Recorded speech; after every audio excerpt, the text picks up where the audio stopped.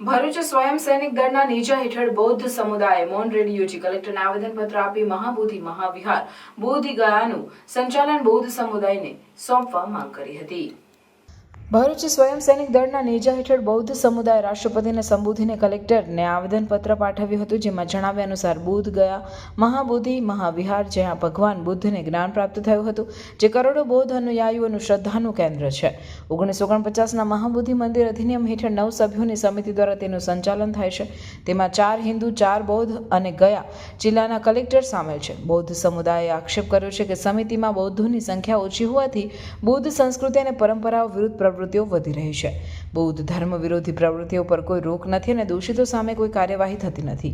બૌદ્ધ સમુદાયે દલીલ કરી છે કે ભારતના તમામ મુખ્ય ધાર્મિક સ્થળો તેમના અનુયાયીઓ સંચાલિત કરે છે. હિન્દુ મંદિરો, હિન્દુઓ, મસ્જિદ, મુસ્લિમો, ગુરુદ્વારા, શીખો, ચર્ચો, ખ્રિસ્તીઓ અને પારસી અગિયારી પારસી સમુદાય સંચાલિત કરે છે. ત્યારે મહાબોધિ મંદિર અધિનિયમ 1949 રદ કરી મહાબોધિ મહાવિહાર બોધ ગયાનું સંચાલન બૌદ્ધ સમુદાયને સોંપવામાં આવે એવી માંગ કરવામાં આવી છે.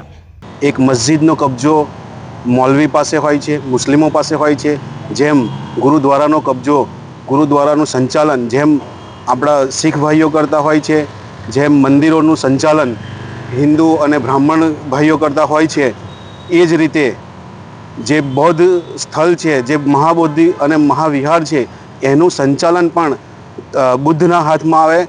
જે બૌદ્ધો છે ભારત દેશના અને અનેક દેશોના એમને સંચાલન કરવા દેવામાં આવે એના એક્ટ પ્રમાણે જે 1949માં જે એક્ટ બનેલો છે એને ખારીજ કરવાની માંગ સાથે અમે અહીંયા ભરૂચ જિલ્લાના તમામ બૌદ્ધ ધર્મના લોકો આજે તમારા માધ્યમથી અને કલેક્ટર સાહેબના માધ્યમથી એમને જણાવવા માગીએ છીએ કે આ જે કંઈક આંદોલન ચાલી રહ્યું છે તેના ભાગરૂપે બૌદ્ધોને આપવામાં આવે એનું સંચાલન એવી માંગણી કરીએ છીએ. અને જો આ પ્રમાણે નહીં કરવામાં આવે તો આગળના દિવસોમાં વૈશ્વિક સ્તરે આ આંદોલન થશે એની પાક્કી માહિતી છે અને એ કરીશું.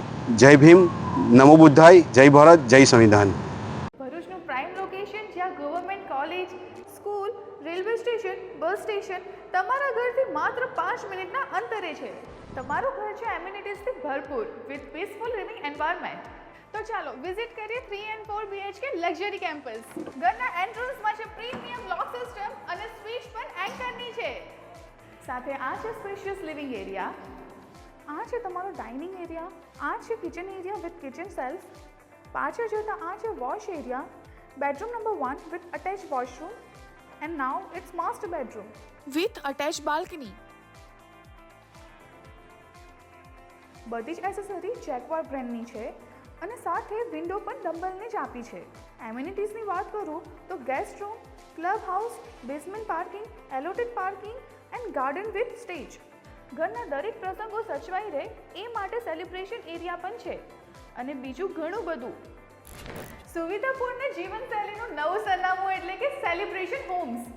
Visit today at celebration homes, રેમી કોલોની બિહાઇન્ડ રોસ્કો, નિયર સમૃદ્ધિ બંગલોઝ, ધર્માનગર, ભોલાવ, ભરૂચ.